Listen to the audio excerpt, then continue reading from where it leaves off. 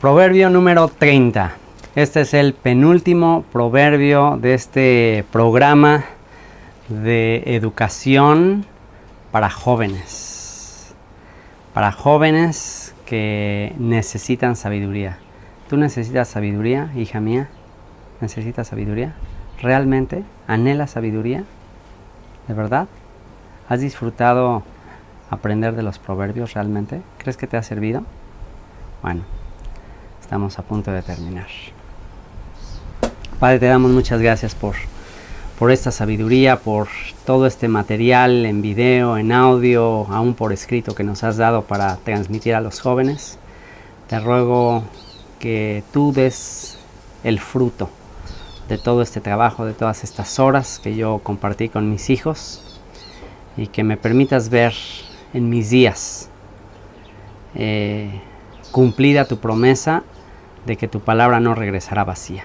Permíteme ver con mis propios ojos que mis hijos aplican toda esta sabiduría, y no nada más mis hijos, sino todos aquellos que escucharon estos sabios consejos.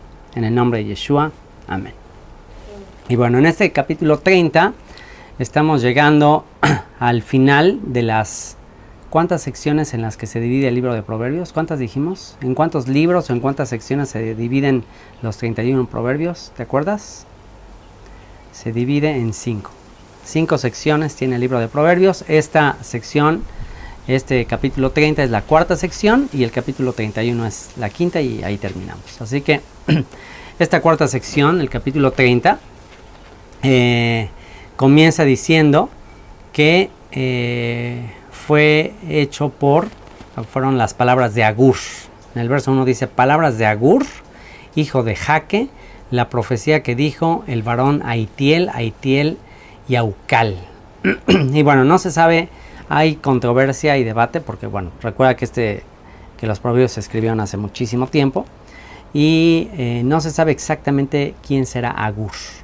Algunos dicen que bueno, será simplemente el nombre de alguien que era hijo de Jaque, y la profecía que dijo el varón Aitiel y Aucal, o sea, y que le enseñó a estos hombres que eran discípulos suyos. Entonces, algunos dicen que Agur era simplemente el nombre de alguien, del que se encargó de compilar todos estos proverbios, de manera que los proverbios, si esto es así, no nada más fueron escritos por Salomón, sino también por este hombre llamado Agur, que algunos dicen que era o discípulo de Salomón, o era un maestro de Salomón, algún maestro que Salomón tenía. Entonces, que Salomón copió estos proverbios, pero de su maestro llamado Agur, o que Agur era un discípulo de Salomón, que fue el que compila estas palabras. O también otra posibilidad que se contempla es que Agur, por cuanto la palabra Agur en hebreo significa compilador. ¿Qué significa compilador? Alguien que juntó, alguien que se dedicó a escribir estos dichos, que los aprendió de alguien más. Entonces podría ser que esta palabra Agur, compilador, es una palabra que se pone a sí mismo Salomón. O sea, como que Salomón dice: bueno, yo compilé toda esta sabiduría, yo almacené toda esta sabiduría, y esto que estoy escribiendo aquí es la escritura de toda esta sabiduría que yo aprendí. Entonces esa es otra posibilidad, que Agur simplemente es otro título, otra referencia al mismo Salomón. Y comienza diciendo en el verso 2: ciertamente más rudo soy yo que ninguno, ni tengo entendimiento de hombre. Al decir más rudo, la palabra rudo también se puede traducir como más tonto soy yo que ninguno. O sea, ¿por qué Salomón, que recibió tanta sabiduría, comenzaría este proverbio diciendo: soy más tonto que ninguno, ni tengo entendimiento de hombre? ¿Por qué Salomón diría eso si se supone que recibió mucha sabiduría, si recibió mucha comprensión?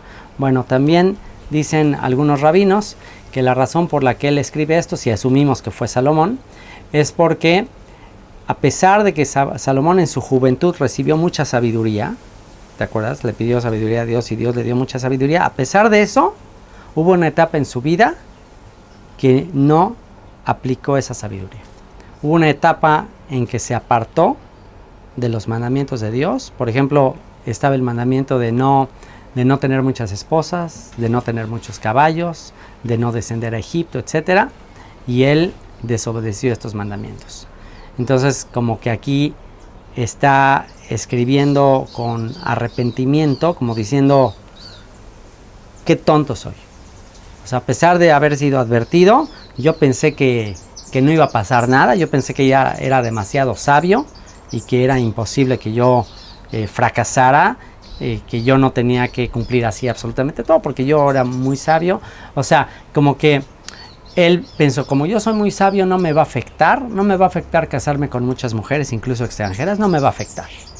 Y ese es un peligro en el que alguien puede caer, de considerarse que es tan sabio, considerarse que ya está en un nivel de justicia que no le va a afectar a hacer una que otra tontería o alguna otra, enfrentarse a alguna tentación. A lo mejor alguien podría decir, a mí estas tentaciones no me afectan porque yo ya estoy en un nivel de santidad muy grande. Y se nos advierte en la Escritura que el que cree estar firme, mire que no caiga. Es decir, por muy fuerte que te sientas tú, nunca debes de exponerte a la tentación. Tienes que siempre prevenir que no vayas a caer en tentación. Entonces, si asumimos una vez más que Salomón es Agur, entonces, pues aquí él está reconociendo que fue un tonto al haberse apartado de la sabiduría. Ahora, es muy importante que esto lo sepamos tú y yo y todos los jóvenes que me escuchan, al considerar que Dios nos ha escogido para recibir todo este conocimiento, porque podríamos llegar a jactarnos, podríamos llegar a pensar que por cuanto Dios nos escogió para revelarnos su Torah y todos sus mandamientos, se debe a que quizás tenemos algo especial, a que quizás somos más inteligentes que los demás o que tenemos algo digno por lo cual Dios nos escogió. Sin embargo, en la primera carta a los Corintios, en el capítulo 1, versículo 25 y 26, fíjense lo que dice. 1 Corintios capítulo 1 versículo 25 dice, porque lo insensato de Dios es más sabio que los hombres, y lo débil de Dios es más fuerte que los hombres. Pues mirad, hermanos, vuestra vocación, que no sois muchos sabios según la carne, ni muchos poderosos, ni muchos nobles. Verso 27, sino que lo necio del mundo escogió Dios para avergonzar a los sabios, y lo débil del mundo escogió Dios para avergonzar a lo fuerte, y lo vil del mundo y lo menospreciado escogió Dios, y lo que no es para deshacer lo que es, a fin de que nadie se jacte en su presencia. Es terrible y a mí me irrita muchísimo ver a muchos que se jactan ahí, que salen en videos de YouTube o que salen ahí publicando sus enseñanzas, y que salen con una actitud de arrogancia y de orgullo, como diciendo, ay, es que yo tengo este conocimiento, y con una jactancia y hablando mal de todo mundo y burlándose de otros ministerios o de otros maestros, pero con una arrogancia y una jactancia, haciéndole creer a la gente que son mejores que los demás. Y a los que tienen esa actitud, y si a mí en algún momento me llega a hacer caer esta actitud, tengo siempre que recordar, y jóvenes recuerden siempre lo que dice aquí, no nos escogió Dios por ser personas especiales. Aquí muy claramente dice que lo necio del mundo escogió Dios para avergonzar a los sabios. ¿Por qué Dios nos escogió? Porque éramos lo vil, lo débil, lo menospreciado. Aun cuando escogió a su pueblo Israel, está claramente escrito que no escogió al pueblo de Israel por ser un pueblo grande o especial, sino lo escogió por cuanto era el menor de todos los pueblos. ¿Okay? Israel empieza con la primera letra del nombre Israel es la letra más pequeñita, la Yud. La letra más pequeñita, con eso empieza el nombre de Israel, pero termina con la letra más grande, que es la Lamed. ¿Qué muestra esto? Que Dios usa lo pequeño, lo vil, y con su gracia, con su amor, con su misericordia, hace que llegue a ser lo más grande. Pero solamente cuando reconocemos que somos pequeños delante de Él. ¿Okay? Así que bueno, pues esa es la manera en que empieza este Proverbio 30 y continúa con este espíritu de humildad, diciendo, y yo en lo personal creo que sí se refiere a Salomón. Yo sí creo que fue Salomón el que escribió también estos proverbios. Y dice el verso 3, yo ni aprendí sabiduría, ni conozco la ciencia del santo. Así como diciendo, aún a pesar de toda la sabiduría, ni aún así pude retenerla. O sea, hubo un momento en que cometí un gran error. Dice, yo ni aprendí sabiduría, o sea, aún teniendo todo eso, wow, no la aprendí como la debía haber aprendido. Dice, ni conozco la ciencia del santo. Y aquí empieza a hacer unas preguntas. Dice, ¿quién subió al cielo y descendió? Y aquí yo considero, es mi opinión, que después de que Salomón se apartó, al final tuvo una revelación del amor, de la gracia de Dios y de la grandeza de Dios. Un poco como Job que fue un hombre recto, perfecto, temeroso de Dios, apartado del mal, pero que hubo un momento en que dudó, en que desconfió de Dios y empezó a quejarse y a hablar un montón de cosas en contra de Dios, y al final reconoce quién es Dios, y al final Job tiene una revelación mucho más profunda de Dios. Y aquí yo considero que así también le pasó a Salomón, que al final tuvo una revelación no nada más de Dios, de quién es Dios, sino también del mediador por medio del cual se revela Dios. Y aquí, en base a esa revelación que tuvo, escribe lo siguiente. Dice, ¿quién subió al cielo y descendió? ¿Quién subió al cielo y descendió? ¿Quién subió al cielo y descendió? A ver si Salomón está escribiendo eso, y si él hace pregunta, a ver si tú eres muy sabio, si tú eres muy inteligente, a ver, ¿quién subió al cielo y descendió? En otros textos de la Escritura, y ya te voy a dar más pistas, del Nuevo Testamento, ¿quién subió y descendió? ¿Quién ha llegado al trono de Dios y ha descendido? Yeshua. ¿Quién encerró los vientos en sus puños? ¿Quién ató las aguas en un paño? ¿Quién afirmó todos los términos de la tierra? Y aquí hay una referencia a el que ha ordenado todo el universo. Ahora, leí estos versículos en un comentario que tengo aquí. Es un comentario del libro de Proverbios escrito por rabinos. Esto es, digamos, que comentarios clásicos de rabinos, porque me llamó mucho la atención, me interesó mucho saber qué opinaban los rabinos acerca de estos versículos, donde está clarísimo que se está haciendo una referencia obviamente a Dios, porque dice quién subió al cielo y descendió, quién encerró los vientos en sus puños, quién ató las aguas en un paño, quién afirmó todos los términos de la tierra. Si lo leo así yo a simple vista sin ningún comentario, yo asumiría inmediatamente que se está refiriendo a quién. ¿A quién asumes si lees esto?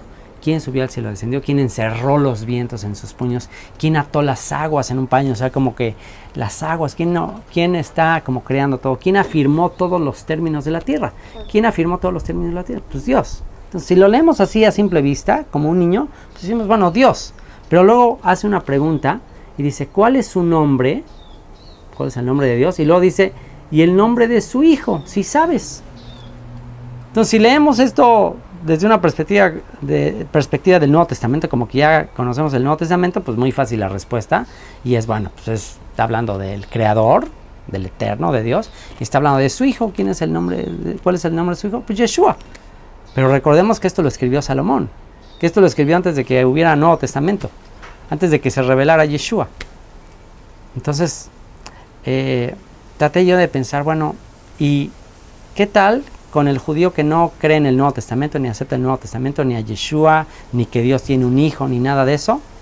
¿Qué pensarán los rabinos sobre este pasaje? ¿Qué comentarán los rabinos sobre este pasaje? Y leí para eso este comentario de Proverbios. Y este comentario dice algo interesante, y dice que aquí Salomón está haciendo una referencia a Moisés. Porque Salomón está reconociendo que hubo mandamientos de la ley de Moisés que no observó, y que por eso él es un tonto. Por eso dice, soy más tonto que todos los demás, porque no consideré mandamientos de Moisés muy importantes, como el de no tener muchas esposas, y por eso pues tuvo bastantes problemas. Entonces, como que aquí está diciendo, wow, no aprendí de la ley de Moisés, no aprendí de Moisés. Y después, al preguntar quién subió al cielo y descendió, que es una referencia a Moisés cuando subió al monte Sinaí y subió a la presencia de Dios y volvió a descender del monte. O sea, como que este pasaje es una referencia a Moisés. Y luego cuando dice quién encerró los vientos en sus puños, como que una referencia a todas las plagas, y que hizo traer vientos para que trajeran las langostas a Egipto y las plagas. Y después cuando dice quién ató las aguas en un paño, o sea que las aguas cuando cruzaron el Mar Rojo, que se sostuvieron las aguas para que pudiera pasar el pueblo de Israel. Entonces como que una vez más es una referencia a Moisés. Y luego dice, ¿quién afirmó todos los términos de la tierra? Y aquí está un poco forzada la interpretación porque dice, ¿quién afirmó todos los términos de la tierra? Entonces aquí dices, bueno, ¿cómo es que Moisés afirmó los términos de la tierra? Entonces aquí la interpretación es que cuando Moisés da los mandamientos, cuando Moisés da la ley, pues es como que está poniendo límites al mundo, límites a la tierra, o también como que es una referencia al tabernáculo, que el tabernáculo, los fundamentos del tabernáculo son los fundamentos de la tierra. Entonces, bueno, es la manera en que se interpreta un poquito de manera alegórica.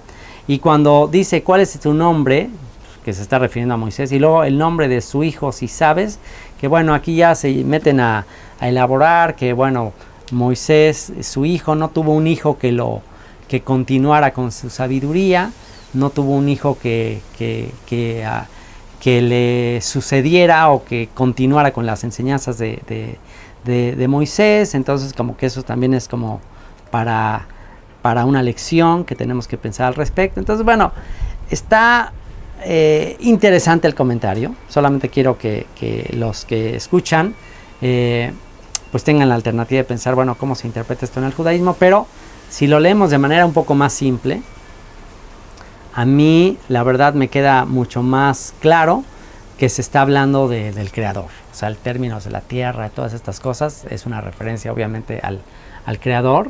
Y al decir que tiene un hijo, pues esto nos muestra que los hebreos antiguos, los hebreos incluso de antes del exilio a Babilonia, sabían que Dios tenía un hijo. Eso se sabía. Es algo que incluso para mayor información del tema les voy a dejar de tarea a todos los estudiantes apasionados acerca de Dios y de su hijo, que estudien Hebreos capítulo 1. Recordemos que la carta a los hebreos es dirigida a hebreos, escrita hace 2000 años, y en la carta a los hebreos, en el capítulo 1, se hace referencia clarísima a que Dios tiene un hijo, a que Dios ha hablado muchas veces, de muchas maneras, a través de los profetas, pero que en los posteriores tiempos nos hablaría a través del hijo. Así que ahí está clarísimo, hace 2000 años, que los hebreos sabían que Dios tenía un hijo. Y siempre se ha sabido, en las escrituras tenemos testimonio de que los hebreos tenían conciencia del Hijo de Dios. Por eso que cuando el Evangelio de Juan, cuando el judío Juan del Evangelio de Juan escribe en el principio del verbo, y el verbo era con Dios y el verbo era Dios, y cuando ellos en los evangelios hablan del término Hijo de Dios, era una fe hebrea, no están hablando de paganismo, de idolatría, están hablando de fe hebrea, que ya después en el siglo XI con Maimónides, un rabino posterior, pues ya para evitar todas las doctrinas cristianas eliminó del judaísmo todo el concepto del Hijo de Dios. Pero bueno, para más información del tema y para que sepamos que el creer que Dios tiene un hijo es un concepto totalmente hebreo y totalmente judío, de tarea estudiar el comentario en www.descubrelabiblia.org, Hebreos verso por verso, nivel intermedio del Instituto Bíblico, Hebreos verso por verso, capítulo 1. Así que aquí yo creo que Salomón tuvo la revelación del nombre de Dios, de su justicia, de su grandeza, y al final tuvo una revelación Salomón del Hijo de Dios, de que el Hijo de Dios no nada más sería el hijo de David, como dice el Salmo 110, sino que también el Hijo de Dios. O sea, Yeshua no nada más sería un descendiente de Salomón, sino que también es el Hijo de Dios. ¿Ok? Y dice, bueno, antes de irme al siguiente versículo, les voy a dar dos pruebas en el Nuevo Testamento de que era un concepto plenamente judío, el concepto del Hijo de Dios. Mateo capítulo 16, versículo 13 al 17, viniendo Yeshua a la región de Cesarea de Filipo, preguntó a sus discípulos diciendo, ¿quién dicen los hombres que es el Hijo del Hombre? El Hijo del Hombre es un título que se le da en el profeta Daniel, que se le da en el Tanaj a Yeshua, el Hijo del Hombre. Así se le llama al Mesías, el Hijo del Hombre. Entonces Yeshua les pregunta a sus discípulos, ¿quién dice la gente que es el Hijo del Hombre? ¿Cuál es la identidad del Hijo del Hombre? Ellos dijeron, Unos Juan el Bautista, otros Elías y otros Jeremías o alguno de los profetas. Entonces, lo que Yeshua le está preguntando a sus discípulos es, para la gente, ¿quién es el Hijo del Hombre? ¿Es como un profeta más? Entonces le contestan, sí, es como un profeta. Hay mucha gente que cree que Yeshua era un simple profeta. Como aquí, como lo que les dijo, como que lo que le están diciendo. Sí, algunos dicen que eres Juan el Bautista, Elías o algún otro, Jeremías o alguno de los profetas. Y él les dijo, ¿y ustedes? ¿Vosotros quién decís que soy yo? Respondiendo Simón Pedro dijo, tú eres el Mashiach, tú eres el Mesías, el descendiente de David. Pero no nada más eres el hijo de David, tú no nada más eres el Mesías prometido, sino que tú eres el hijo del Dios viviente. O sea, no nada más eres hijo de David, eres hijo de Dios. Es decir, tú no naciste nada más por medio de David, tú vienes directamente de Dios.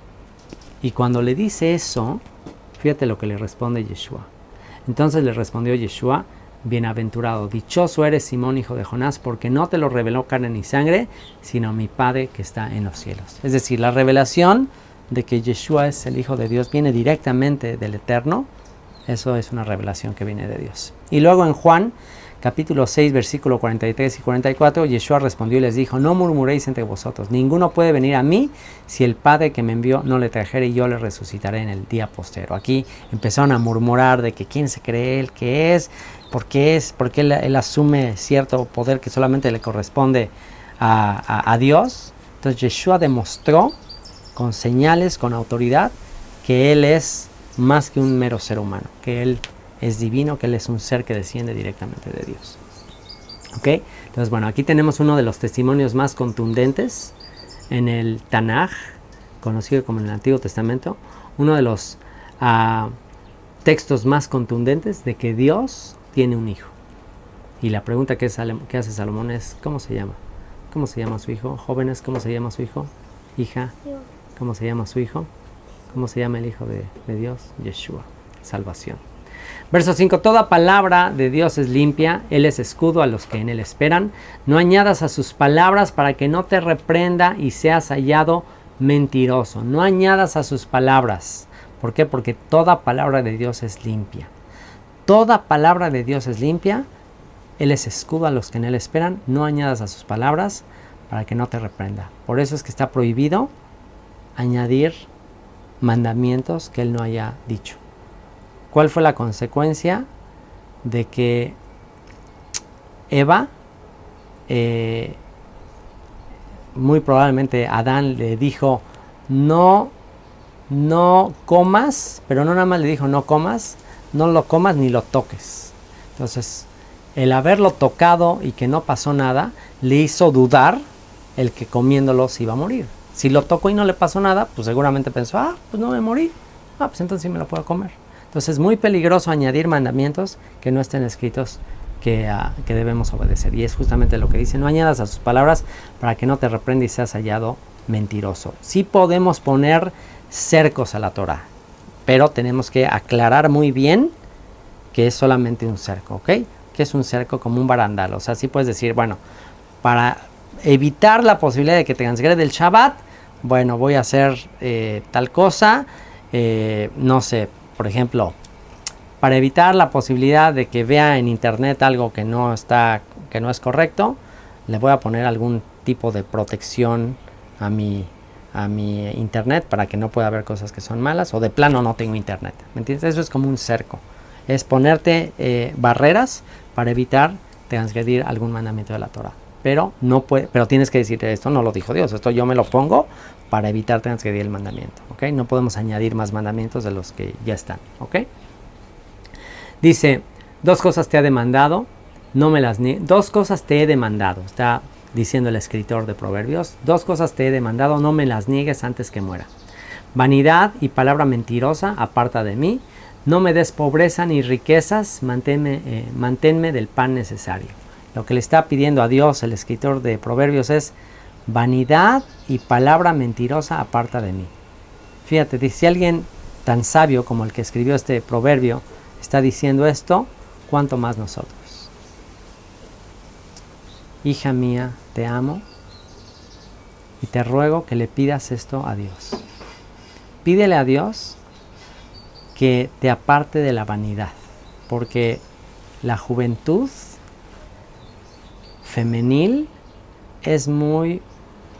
hay muchas tentaciones de caer en la vanidad, estar todo el tiempo nada más pensando en las cosas externas. Entonces, pídele esto a Dios: vanidad y palabra mentirosa aparta de mí. Y la siguiente me llama la atención. La siguiente es para todos. Bueno, también la otra es para todos, pero la otra es para mí, para los que ya llegan a una edad en que quisieran ya tener toda la comodidad del mundo y a veces es muy típico ver a los que ya se les fue la vida y no fueron diligentes en su trabajo, y ya los ves grandes, ya retirados, y los ves ahí en la lotería, comprando boletos de lotería, soñando de que alguna vez se van a sacar la lotería, porque ya se les fue la vida, ya todo lo que pudieron haber trabajado ya no lo pudieron hacer, y la única esperanza que les queda es estar llenando ahí los pronósticos deportivos o algo para ver si saco el premio mayor. Entonces tengo que recordar yo, para no estar soñando y fantaseando con que voy a ser millonario, en vez de eso, recordar estas palabras del escritor. Y si es Salomón, me impresionan más, porque imagínate todo el dinero que llegó a tener Salomón. La petición es: no me des pobreza ni riqueza, manténme del pan necesario, no sea que me sacie y te niegue y diga ¿quién es el Señor? O sea, los dos extremos son negativos según el escritor, y por eso me llama mucho más la atención si fue Salomón, que tuvo tantos excesos y tuvo tanto dinero. Dice: no me des riqueza. Dice: no sea que me sacie y te niegue y diga ¿quién es el Señor? Pues yo tengo todo lo necesario. Que le pasa como a Nabucodonosor, que llegó un momento en que dijo: ¿qué Dios? ¿Qué Dios? Mira mi reino, mira mi imperio. ¿Y qué le pasó a Nabucodonosor? Cuando dijo: mira esta gran Babilonia que yo hice. ¿Qué le pasó? Se volvió como un animal. ¿Okay? En el momento que te exaltas, en el momento que dejas de reconocer a Dios, dice automáticamente la escritura, Romanos capítulo 1, que Dios te entrega una mente reprobada y empieza tu decadencia espiritual. Así que, por eso dice el que esté escribiendo esto: no me des riqueza, no sea que te niegue y diga quién es el Señor, o siendo pobre, hurte y blasfeme el nombre de mi Dios. O sea, también con extrema pobreza, pues puedes caer en tentación de robar, y pues también es algo pues muy peligroso para tu fe. Así que, wow, esto es algo que me impresiona. Me impacta poder orar así, porque muy escondido o muy sutil, y sobre todo en esta época que vivimos, está el deseo en todo ser humano de poseer bienes, riquezas, de tener, de disfrutar de muchas cosas. Ahí siempre está latente, y sobre todo por tanto bombardeo de publicidad que te dice que wow, tú mira, si tuvieras esto y si tuvieras esto, y que te hacen fantasear con tener. Entonces no olviden este proverbio. No olviden decirle: Señor, dame lo necesario, ayúdame a estar contento con lo que tengo, ayúdame a estar contento con lo que tengo. El apóstol Pablo dijo: gran recompensa es la piedad acompañada de contentamiento. Es una gran recompensa estar contentos con lo que tenemos, porque el que todo el tiempo está codiciando, queriendo algo más, no va a estar feliz en la vida. Nunca va a ser suficiente lo que tengas. Entonces, teniendo sustento y abrigo, teniendo lo necesario, seamos agradecidos. No acuses al siervo ante su señor, no sea que te maldiga y lleves el castigo. ¿Ok? No estés aquí lo que te dice, y recuérdalo tú muy bien, porque a veces se da entre hermanos, que por quedar bien con los papás, todo el tiempo se está chismoseando lo que hace el hermano. Ay, mira lo que hizo, y mira lo que hizo, y mira, mi hermano está haciendo esto. Entonces, ¿qué es lo único que vas a lograr con eso? Vas a lograr que te aborrezca tu hermano. Entonces, no se tiene que estar haciendo esto. Obviamente, si es una cuestión que es peligrosa, una cuestión que está atentando contra su seguridad, ahí sí hay que decirlo. Pero no de cada cosa que haga: mira, ya se comió otro chocolate, mira, ya se comió esto, y de todo. Entonces lo único que vas a lograr es hacerte una fama de chismosa y te vas a hacer muchas enemistades. Hay generación que maldice a su padre y a su madre no bendice. Hay generación limpia en su propia opinión, si bien no se ha limpiado de su inmundicia. Hay generación cuyos ojos son altivos y cuyos párpados están levantados en alto. Hay generación cuyos dientes son espadas y sus muelas cuchillos, para devorar a los pobres de la tierra y a los menesterosos de entre los hombres. Y aquí te dice, hay generación que son así. Hay unas generaciones que son de lo peor. Está aquí, y a mí se me hace impresionante, como esta generación que le está describiendo es la generación en la que vivimos. Esta generación en la que vivimos tiene todas estas características. Una generación que maldice a su padre y a su madre, desobedientes a los padres. Una generación de jóvenes que todo el tiempo menosprecian a los papás o los critican y dicen, mis papás ya están rucos, mis papás están pasados de moda, mis papás no saben, ya, qué molestia mis papás. ¿Crees que vivimos en una generación así? Hay generación limpia en su propia opinión, generación jóvenes que se sienten que están súper bien, que todo es, que hay que permitir todo lo, que hay que ser tolerantes, que hay que permitir, o sea, claro que hay que respetar y hay que tolerar, claro que sí, pero el decir que está bien algo que Dios dice que está mal, el que diga, no, esto, aunque la Biblia diga eso no importa, tú déjalo y que todos estamos bien, cada quien haga lo que quiera y todos estamos bien. Dice, bueno, pues esta generación en la que vivimos es así. Hay generación cuyos ojos son altivos, arrogantes. Esa es la generación en la que vivimos. Y hay generación que abusa de los pobres. Y dice el verso 15, la sanguijuela tiene dos hijas que dicen, dame. Aquí está mal traducida la palabra sanguijuela. Más bien es la palabra sanguijuela, es la palabra sepulcro. El sepulcro tiene dos hijas que dicen, dame. ¿Cuáles son los dos hijos del sepulcro? O sea, cuando alguien se muere, hay dos posibilidades. Cuando alguien se muere, va al sepulcro. ¿Hacia dónde se va? Hacia la presencia de Dios o hacia el castigo. Entonces, el Gan Eden, como se le llama en hebreo, el paraíso, o el Geinom. El Geinom es el lugar de los muertos, de la destrucción. Entonces, ambos están pidiendo. El paraíso, el Gan Eden, está diciendo, mándame justos. Dios se alegra de la muerte del justo. A Dios le agrada. Está escrito que Dios se complace en la muerte de los justos. ¿Por qué? Porque por fin estarán con Él. Entonces, anhela Dios estar en la presencia de los justos, pero también el destructor anhela destruir. Y esto dice, siempre quieren más y siempre quieren más. Y después dice, tres cosas hay que nunca se sacian, aún la cuarta nunca dice basta. El Seol, la matriz estéril, la tierra que no se sacia de aguas y el fuego que jamás dice basta. Y en este mismo comentario que les comentaba, leí algo interesante con respecto a esto y que dice que tiene relación con los pecados de la generación que vimos. Que dice, hay generación que maldice a su padre y a su madre no bendice, que esto tiene relación con el Seol, ¿ok? Que porque el sepulcro, el Seol, está preparado para los hijos malagradecidos, para los hijos que maldicen a sus papás, que para eso está preparado el sepulcro. Después la matriz estéril está preparado para ¿quiénes?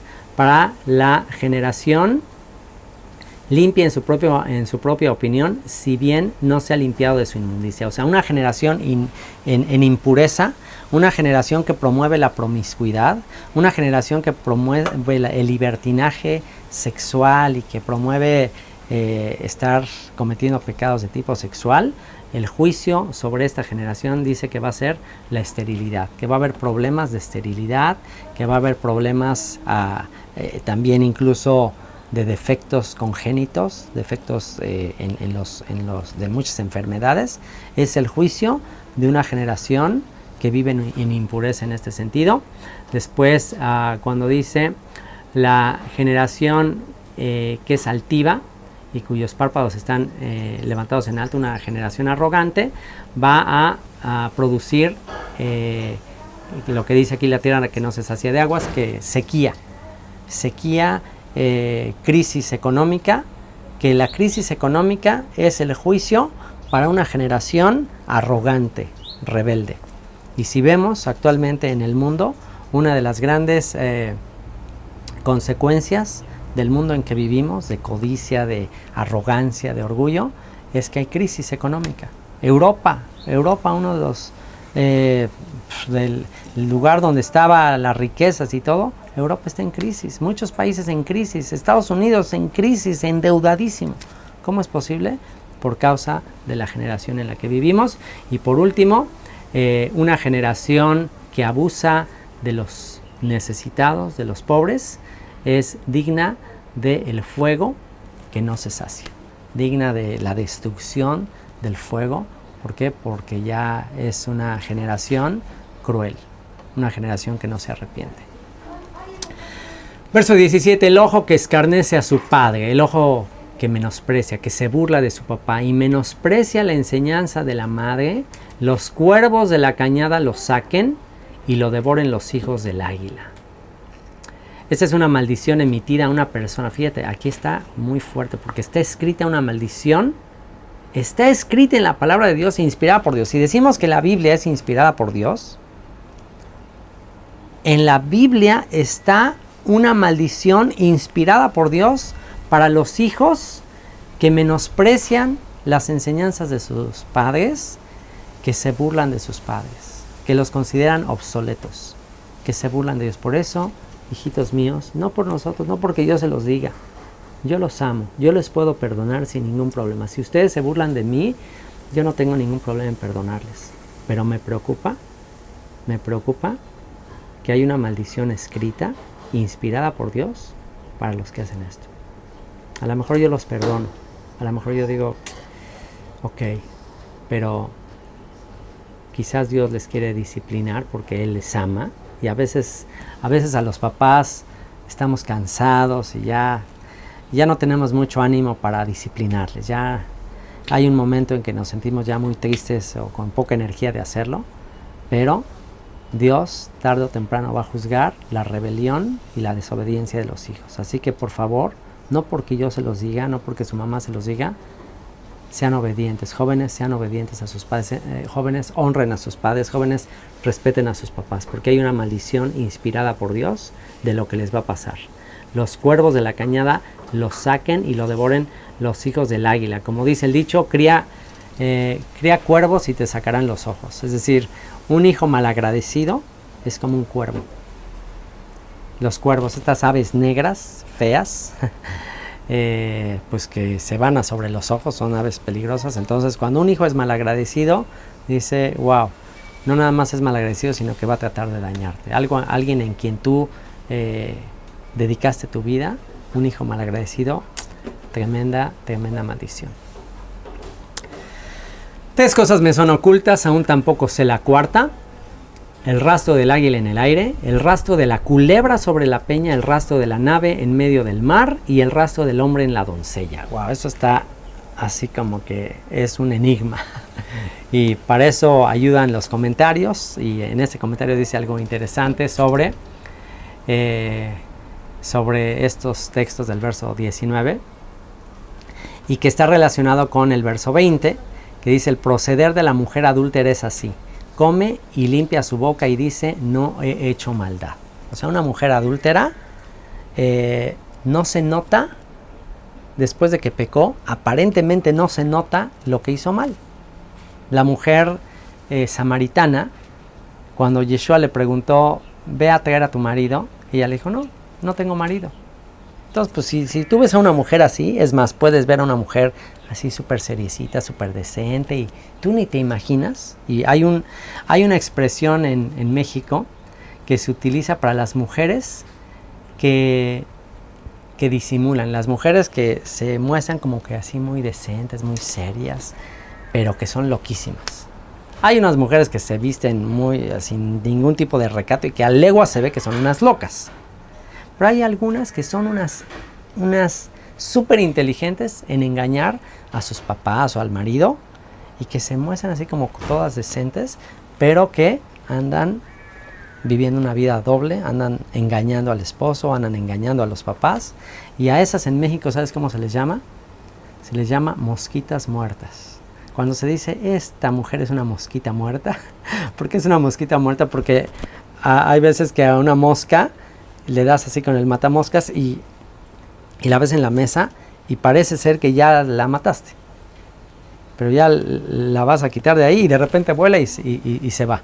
Entonces tú pensaste que ya estaba muerta y no estaba muerta, se estaba haciendo y estaba vivita. Entonces cuando se dice la expresión es una mosquita muerta, es que una mujer que disimula que es muy seriecita, muy estudiosita, muy educadita, pero que ahí a escondidas está haciendo algo que es malo. Y hay muchas jovencitas, hija mía, te amo y te pido que te cuides de ellas. Porque hay muchas jovencitas que incluso pueden ser de familias creyentes. Y yo me he enterado de cosas terribles de hijas de creyentes, de que wow, o sea, ante su familia súper bien, todas súper educaditas, muy seriecitas, muy bien vestiditas, pero salen de la casa y son tremendas. ¿Por qué? Porque piensan tontamente que nadie se va a dar cuenta. Así como dice que el águila va volando y no deja ningún rastro, y así como un águila en las rocas, una serpiente en las rocas, pues no deja ninguna huella, o así como el barco va en el medio del mar y ya luego ya no se sabe por dónde fue el barco, así una mujercita así piensa que no va a dejar ninguna huella.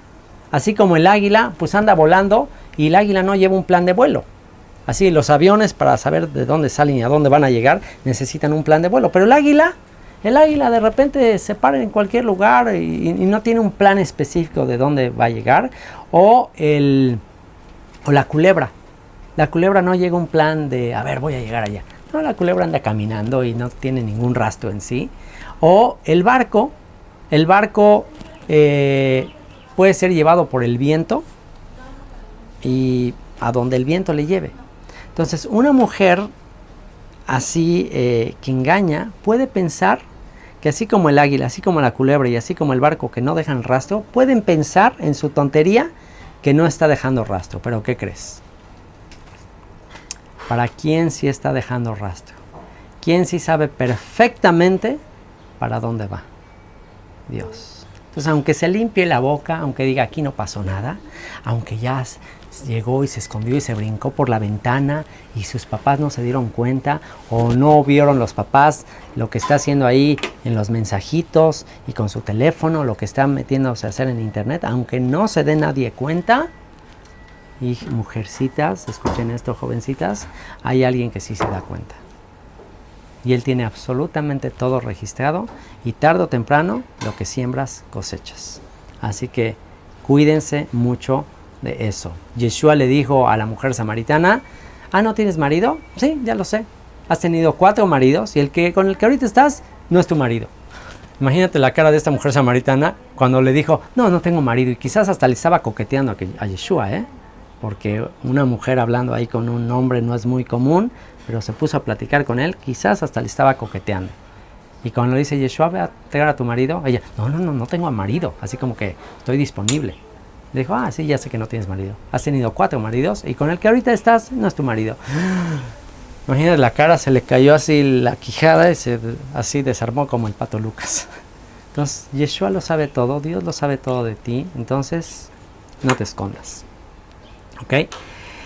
Por 3 cosas se alborota la tierra y la cuarta, ella no puede sufrir. Por el siervo cuando reina, por el necio cuando se sacia de pan, por la mujer odiada cuando se casa y por la sierva cuando hereda a su señora. ¿Te acuerdas de algún ejemplo de esto en la escritura? ¿Te acuerdas de alguien que de repente ya se sentía la señora de la casa, que era una esclava, de repente ya se sentía la señora de la casa y ya empezó hasta a menospreciar a la señora original de la casa? ¿Perdón? ¿Quién? Agar, la esclava de Sara, que al ratito ya se sentía la señora de la casa. Así que, pues, tremendo ejemplo de eso. Verso 24, y vamos a cerrar con esto. Vamos a la parte final del proverbio. 4 cosas son de las más pequeñas de la tierra, y las mismas son más sabias que los sabios. Las hormigas, pueblo no fuerte, y en el verano preparan su comida. Los conejos, pueblo nada esforzado, y ponen su casa en la piedra. Las langostas que no tienen rey y salen todos por cuadrillas. La araña que atrapas con la mano y está en los palacios del rey. Y entonces estas son cosas de la naturaleza muy sabias de las cuales podemos aprender. ¡No lo logré! Tiempo de compensación como en el fútbol. Si en el fútbol agregan tiempo de compensación, ¿por qué yo no puedo agregar tiempo de compensación en un capítulo de la Biblia? No, déjale. Ok, tiempo de compensación, jóvenes. Vamos a agregar 5 minutos de compensación. Estamos en tiempos del mundial. Podemos agregar 5 minutos, ¿ok? Corre tiempo, 5 minutos de compensación. Aprendamos de la naturaleza. Y por eso esta es una de las razones por las que yo creo que Salomón sí escribió este proverbio, porque él fue experto en botánica, experto en la creación, en zoología, anduvo analizando los animales y aprendió de la naturaleza. Entonces, un buen consejo: obtengamos sabiduría de la creación de Dios, porque en la creación de Dios hay cosas muy sabias. ¿Como qué? Como las hormigas. Las hormigas, pueblo no fuerte, pero ¿qué podemos aprender de las hormigas, jóvenes? ¿Qué podemos aprender de las hormigas? Diligencia. Son trabajadoras, ¿ok? Que no se quedan dormidas ahí en el verano y ya luego cuando viene el invierno, la necesidad, ¡ay, ayuden! No, son muy trabajadoras. ¿Qué podemos aprender de los conejos? Los conejos, pueblo no esforzado, y ponen su casa en la piedra. Los conejos son inteligentes. ¿Para qué se la complican? No trabajan innecesariamente, trabajan con inteligencia. Ok, ¿para qué me esfuerzo tanto? Si la roca es muy poderosa, pues me meto ahí a una cueva y ahí estoy en una vivienda muy poderosa. Entonces, ¿qué aprendemos del conejo? No te esfuerces innecesariamente, no gastes energía innecesariamente. Sé trabajador como las hormigas, pero tampoco gastes energías de manera innecesaria. Las langostas que no tienen rey y salen todas por cuadrillas. ¿Qué aprendemos de las langostas? De las langostas aprendemos organización. Son muy organizadas. ¿Y qué aprendemos de la araña? La araña que atrapas con la mano y está en palacios del rey. La araña que sabe aprovechar las oportunidades, que también es inteligente, sabia, y se va al palacio del rey y no tiene que pagar nada. Vive en un tremendo palacio y no desperdicia recursos la araña. ¿Ok? La araña no se clava en... A veces podemos caer en el error de estar trabaje y trabaje para almacenar bienes y estamos súper ocupados almacenando bienes y luego resulta que ni siquiera los podemos disfrutar. Entonces, no te la compliques. O sea, sé como la araña, a veces puedes aprovechar lo que ya otros hicieron, a veces puedes beneficiarte, y esto puede tener que ver con que busques economizar, busques lo que es más económico para tu vida. 3 cosas hay de hermoso andar, y la cuarta pasea muy bien. El león fuerte entre todos los animales, que no vuelve atrás por nada. El ceñido de lomos, asimismo el macho cabrío, y el rey a quien nadie resiste. El león al caminar proyecta mucha elegancia y seguridad. El ceñido de lomos podría referirse a un perro galgo o a un gallo. Y el macho cabrío y el rey también se encuentran entre los de andar elegante. Verso 32 y 33. Si neciamente has procurado enaltecerte, o si has pensado hacer mal, pon el dedo sobre tu boca. ¿Ok? Fíjate, es peor hablar que nada más pensar. Si nada más has estado teniendo pensamientos, bueno, si solamente has estado teniendo pensamientos de orgullo, de maldad, pon el dedo sobre tu boca. No lo vayas a decir, cállate, no te exaltes. Y no digas el mal que has estado pensando, mejor guárdatelo, cállatelo, arrepiéntete. ¿Por qué? Porque ciertamente el que bate la leche sacará mantequilla, y el que recio se suena las narices sacará sangre, y el que provoca la ira causará contienda. Esto es una cuestión de causa y efecto. Sería necio pensar que nos libraremos de las consecuencias de obrar mal. Como último comentario respecto a sonarse las narices en público de una manera ruidosa, se menciona en el Talmud que es algo semejante a que alguien nos escupiera la cara. Se percibe como algo de mala educación. En el Talmud, la tradición oral judía, dice que cuando alguien en público se suena, que es como si te escupe. O sea que es una super falta de educación. Vamos a orar. Señor, te doy muchas gracias por tu palabra, por estos consejos sabios. Te ruego que mi hija, mis hijos y muchos jóvenes puedan guardarlos en su mente y en su corazón y ponerlos por obra. Y a nosotros, que ya no estamos tan jóvenes, nos ayudes a arrepentirnos y a rectificar nuestros caminos, como lo hizo el rey Salomón. En el nombre de Yeshua. Amén.